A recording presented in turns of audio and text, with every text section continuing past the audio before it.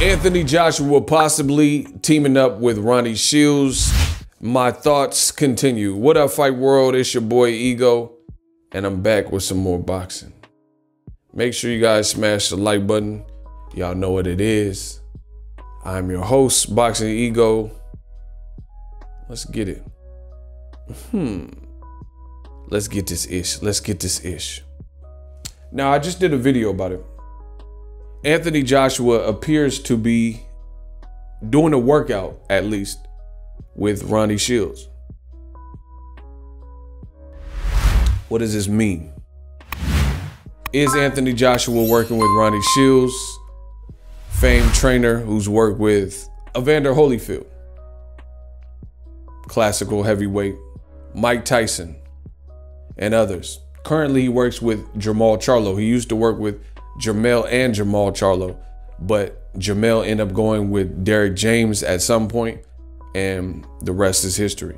So I want to talk about Anthony Joshua and if he teams up with Ronnie Shields. For me, I think it's a good look. I think it's an amazing look because I've long stated on my channel that I believe that Anthony Joshua, he has attributes, natural attributes, like his size. He's 6'6", so he's a big man, and you know he's disciplined, like he's in shape. You never seen Anthony Joshua just in horrible shape with a beer belly and stuff like that. So he's 6'6" and disciplined. So sheer size alone, that's something that you have working in your favor.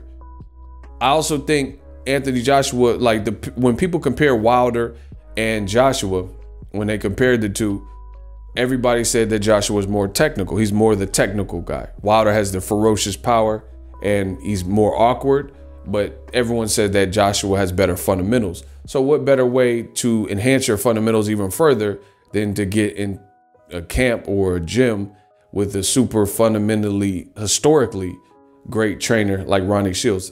Now, I've always said on my channel that I didn't believe Ronnie Shields got all his flowers. And you know, we got to give people their flowers while they're still here.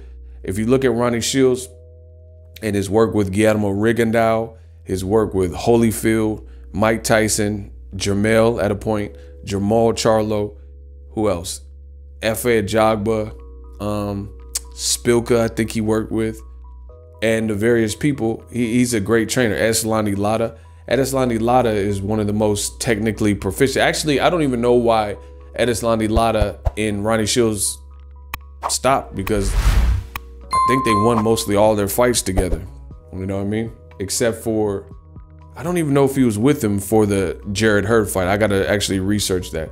But nonetheless, that was a great pairing. So for Joshua, if he does want to get with Ronnie Shields, I support that. I think that's a good look. I think I've been telling you, Joshua needed a change of pace, because this is no disrespect, but it's not even just the trainer. I've broken this down so many times, so the content to me is not new, but for some of the people it is, so I have to go over it again.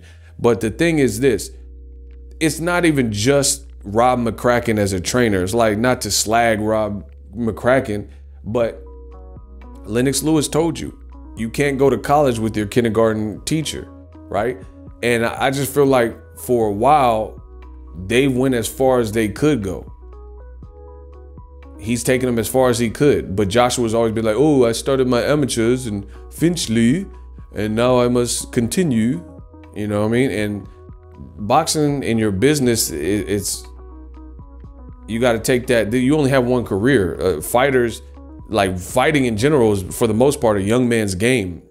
For every Floyd Mayweather who had, and Bernard Hopkins who had longevity late in their careers, I can tell you fighters that didn't have longevity in their careers, and fighters that they had, I'll just kick the lights on, fighters that didn't last and they look washed by age 34, 35.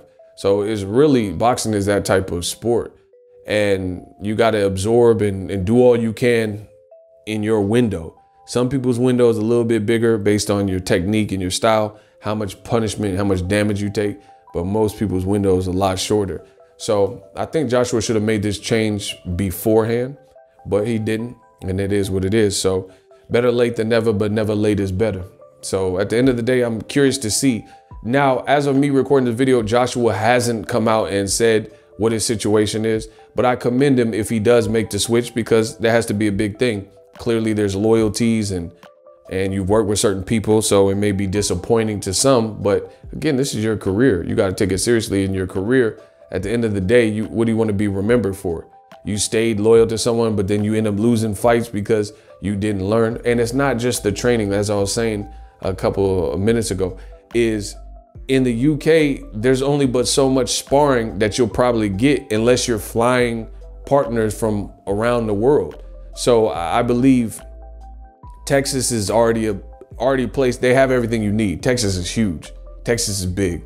The gas stations in Texas are bigger than gas stations other places and stuff. They have everything. It's like supermarket. I'm not even being funny. Their gas stations be like supermarkets in other regions and stuff. So in terms of supplies, sporting goods, places to eat, they have all that. But another thing they have is, I think Ronnie Shields has access from being in the game so long. He has more access to better sparring that'll help Joshua learn. You know, it reminds me of, Joshua kind of reminds me of Ronda Rousey in a way, where Ronda Rousey, she had all her sparring partners sign NDAs and they couldn't hit her in the face and stuff like that. And if you're in the UK and you're not getting top shelf sparring, which I don't think the sparring's the same as the sparring that you get in the States, my personal opinion, then what do you do when you're in the fight in those situations, when you haven't been through that rigorous, tough sparring? And I think he can get that out here. Now, Joshua's gonna have to be a fast learner because, unfortunately, like most fighters, Joshua is potentially making this switch after he's already lost. So you're, instead of having a, let's say after the Takam performance, that was kind of a, Joshua looked mid, you know what I'm saying? He looked all right in that fight. He didn't look that great. That would have been a great time to exit and it made this change, you know what I mean? But now Joshua's working against the clock because it's do or die. You got to roll the dice, do or die. Get it? Roll the dice. That's a bar. I said it's do or die. So he got to roll the dice coming off a loss. And then if you lose, you know, it's just going to be a bad look because now you're done with your rematch clause. You don't have your title, blah, blah, blah. You're stopped. You'll have 3 losses and 20 something fights, blah, blah, blah. So the pressure's on Joshua. I mean, I do commend him because I think I respect, I'm a competitive person. Let's be honest. I'm a competitive person. So anybody who's trying to further their craft, I can respect it. And I can respect them trying to get right. So if Joshua is making this change, good for him.